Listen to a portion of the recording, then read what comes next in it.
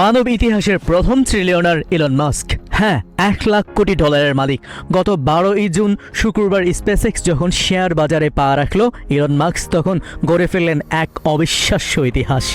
দুনিয়া জুড়ে media hype তুলছে তিনি এক জিনিয়াস, তিনি এক জাদুঘর। সত্যি কি তাই, নাকি তিনি কেবল আমেরিকার সরকারি সিস্টেমের ফাঁকফোকর গলে ইতিহাসের সবচেয়ে বড় সুবিধাভোগী? আজ আমরা পর্দার পিছনের এমন কিছু অন্ধকার সত্য জানব যা কোনো বড় বড় মিডিয়াগুলো আপনাকে বলবে না। ইলন মাস্কের এই অন্ধকার জগতের গল্প বলতে আপনাদের সাথে আছি আমি মেহেদি হাসান। তাহলে চলুন শুরু করা যাক। দর্শক, একটু ঠান্ডা মাথায় ভাবুন, ইলন মাস্ক কি বিদ্যুৎ আবিষ্কার করেছেন? না। তিনি কি ট্রানজিস্টর বানিয়েছেন? না। তিনি রকেট বা স্যাটেলাইট প্রযুক্তির আবিষ্কারক? একদমই না। তাহলে এই বিপুল সম্পত্তি এলো কোথা থেকে? তিনি আসলে আবিষ্কার করেছেন অন্য এক কিছু। আমেরিকার সরকারি ব্যবস্থা বা সিস্টেমকে নিজের পকেটে ভরার এক জাদুকরী ফর্মুলা। আমেরিকার সাধারণ জনগণের ট্যাক্সের টাকা, সরকারি ঋণ আর মার্কিন বিজ্ঞানীদের প্রজন্মের পর প্রজন্ম ধরে তৈরি করা স্পেস রিসার্চ, সবকিছু তিনি রূপান্তর করেছেন নিজের ব্যক্তিগত ব্যাংক অ্যাকাউন্টে। চলুন শুরু করি টেসলা দিয়ে। 2010 সালে যখন কোনো ব্যাংক ইলনকে $1ও ধার দিতে রাজি হচ্ছিল না, তখন আমেরিকার সরকার মার্কিন জনগণের তহবিল থেকে $50 কোটি ঋণ দিয়ে বাঁচিয়ে দিয়েছিল। চুক্তিতে লেখা ছিল কোম্পানি সফল হলে সরকার সস্তায় টেসলার 30 লাখ শেয়ার পাবে, অর্থাৎ আমেরিকার জনগণের লভ্যাংশ। কিন্তু টেসলা যেই সফল হলো, মাস্ক নির্ধারিত সময়ে 9 বছর আগেই তড়িঘড়ি করে সব ঋণ শোধ করে দিলেন। কেন জানেন? কারণ আগেভাগে ঋণ শোধ করলে সরকারের শেয়ার পাওয়ার অধিকার বাতিল হয়ে যায়। ব্যাস, আমেরিকানদের প্রাপ্য $27 কোটি শেয়ার এক নিমেষে হাওয়া। মিডিয়া হাততালি দিল আর মাস্ক সাধারণ মার্কিনীদের সম্পদ নিজের পকেটে পুরে হাসলেন। স্পেসএক্সের গল্পটা তো আরও ভয়ানক। 2008 সালে স্পেসএক্স সম্পূর্ণ দেলেও হয়ে পড়েছিল। পরপর 3টি রকেট ক্রাশ করে মাস্কের পকেট তখন শূন্য। ঠিক তখনই ত্রাতা হয়ে এগিয়ে আসে আমেরিকার মহাকাশ গবেষণা সংস্থা নাসা। তারা $160 কোটি একটি চুক্তি করে স্পেসএক্সের সাথে, যা দিয়ে তৈরি হয় আজকের বিখ্যাত ফ্যালকন 9 রকেট। গবেষকরা স্পষ্ট বলেন, নাসা না থাকলে আজ স্পেসএক্স নামের কোনো কোম্পানির অস্তিত্বই থাকতো না। আজ মাস্কের সাম্রাজ্যের $38 বিলিয়ন মার্কিন সরকারি অর্থ।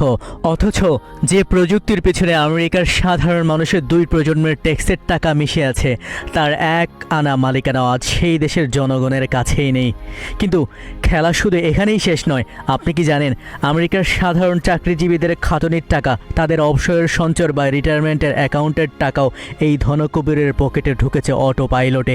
নিয়ম অনুযায়ী কোনো কোম্পানি যখন কোনো বড় স্টক ইন্ডেক্সে যুক্ত হয়, তখন ইন্ডেক্সে ট্র্যাক করা প্রতিটি ফান্ড বাধ্য হয়ে সেই কোম্পানির শেয়ার কিনে, কোম্পানির যোগ্যতা থাকুক বা না থাকুক।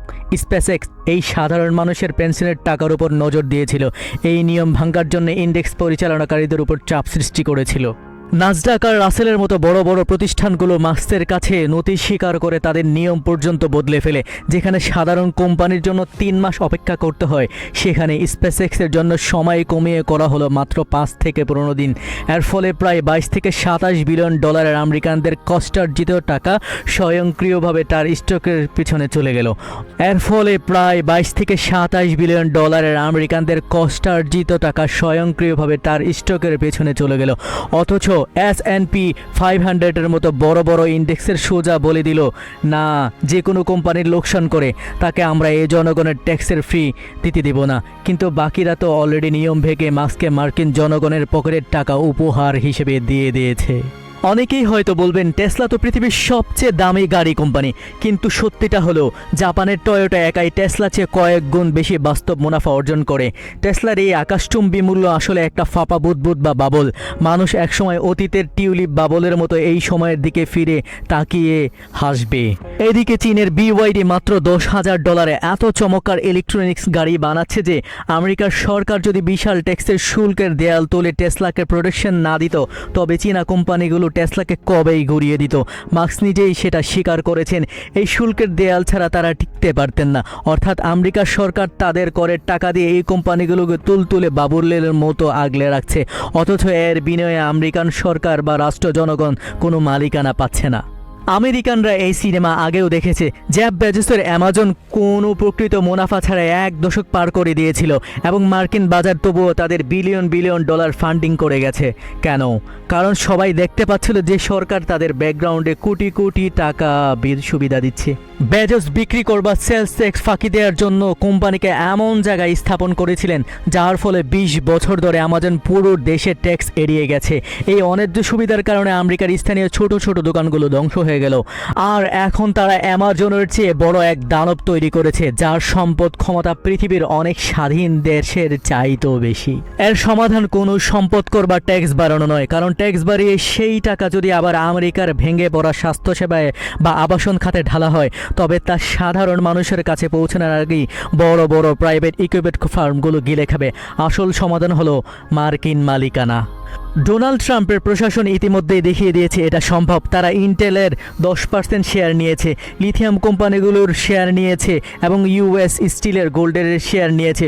সরকার যদি কোনো কোম্পানিকে জনগণের টাকা ও নিরাপত্তা দেয় তবে তার বিপরীতে কোম্পানির মালিকানা দাবি করা এখন একটা বাস্তব সত্য।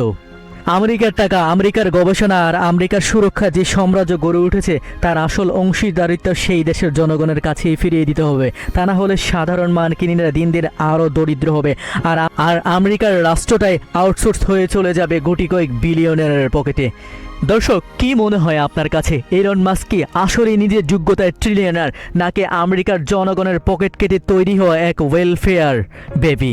কমেন্ট করে আপনার মতামত জানান। ভিডিওটি ভালো লাগলে লাইক কমেন্ট করতে পারেন এবং শেয়ার করে ছড়িয়ে দিতে পারেন।